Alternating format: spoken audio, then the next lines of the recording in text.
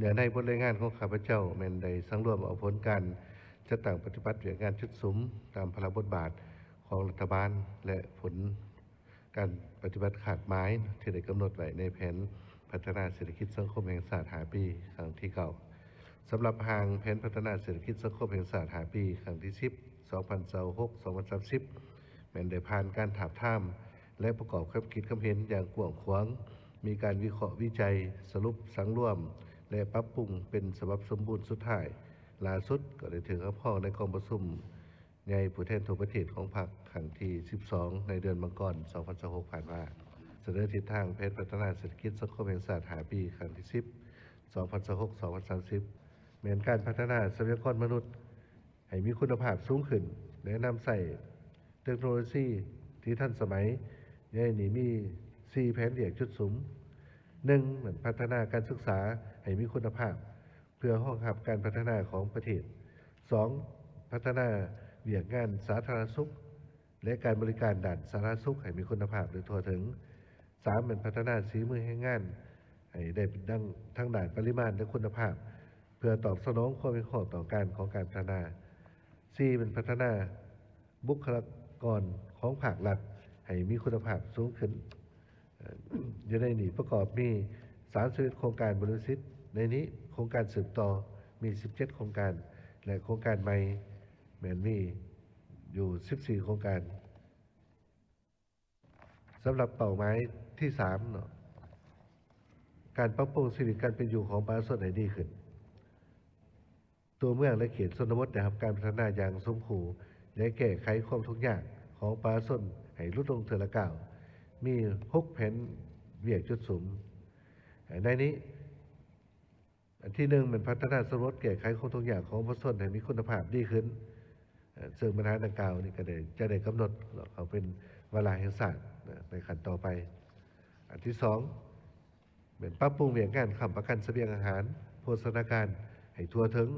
และมีคุณภาพสูงขึ้น 3. เป็นส่งเสริมและพัฒนาวัยหนุ่มหญิงหนุ่มเด็กและความเสมอภาคหญิงชายให้มีคุณภาพดีขึ้น 4. การพัฒนาเวียกงาน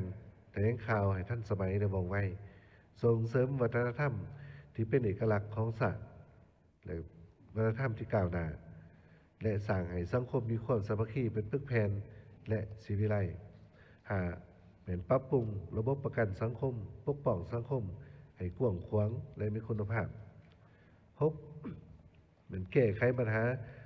ระเบิดบ่ทันแตกและปรับปรุงชีวิตการเป็นอยู่ของประชาชนที่ได้รับผลกระทบจากระเบิดบ่ทันแตกให้ดีขึ้นแต่ละก้าวในเป้าหมายดังกล่าวนี้มี23โครงการบริษัทในนี้มีโครงการสืบต่อ3โครงการและโครงการใหม่เป็น20โครงการสำหรับเป้าหมายที่4ปกปักรักษาทรัพยากรธรรมชาติและสิ่งแวดล้อมให้มีความยืนยงและสามารถเพียงพร้อมรับมือกับการเปลี่ยนแปลงของดินฟ้าอากาศและภัยพิบัติต่างๆมี3เวียกจุดสูงอันที่1คุ้มครองและนำใส่ทรัพยากรธรรมชาติป่าไม้ที่ดินน้ำแร่ธาตุอย่างมีแผนการและประหยัดให้เกิดผลประโยชน์สูงสุดและมีความยืนยง 2. ส่งเสริมเวียกงานการเติบโตสีเขียวและเวียกงานการแก้ไขปัญหาการเปลี่ยนแปลงของดินฟ้าอากาศเพื่อลดพรและเพิ่มการดูดซับถ่านไอเฮือนแก้วให้ได้รับการจัดตั้งปฏิบัติอย่างต่างหน้าและกว้างขวาง 3. เพิ่มวิธีการป้องกันและควบคุมและการฟื้นฟูภายหลังภัยพิบัติต่างๆเป้าหมายดังกล่าวนี้ประกอบมี13โครงการบริษัทและมี6โครงการสืบต่อและโครงการใหม่มี7โครงการเป้าหมายที่5พัฒนาการเสริมโยงและเสริมจอดผักพืชและสากลอย่างกว้างขวางและมีประสิทธิผลมี5แผนเวียกจุดสูง 1. พัฒนาพื้นฐานโครงสร้างที่สามารถเชื่อมจอดและเชื่อมโยงภายในภาคพื้นและสากลเพื่ออำนวยความสะดวกให้แก่การผลิตการบริการการค้าและการลงทุน 2. เสริมขยายการพัวพันหัวมือการเชื่อมโยงการค้าและการลงทุนกับภาคพื้นและสากลอย่างต่างหน้าและกว้างขวาง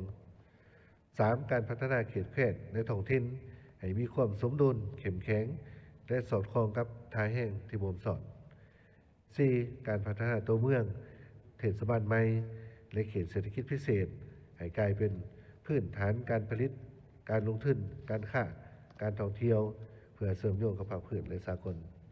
ในเป้าหมายดังกล่าวนี้มี64โครงการบริษัทในนี้มีโครงการสืบต่อ14โครงการและโครงการใหม่50โครงการ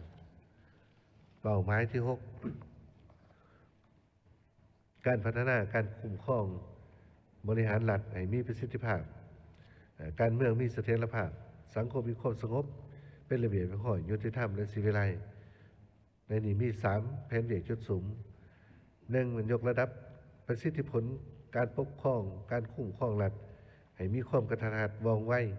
และมีความเข้มงวดตามกฎหมายตามทิศ3สั่งเข้าสู่ลงเลิกและปฏิบัติตัวจริงมีประสิทธิผลสูง 2. ปรับปรุงกลไก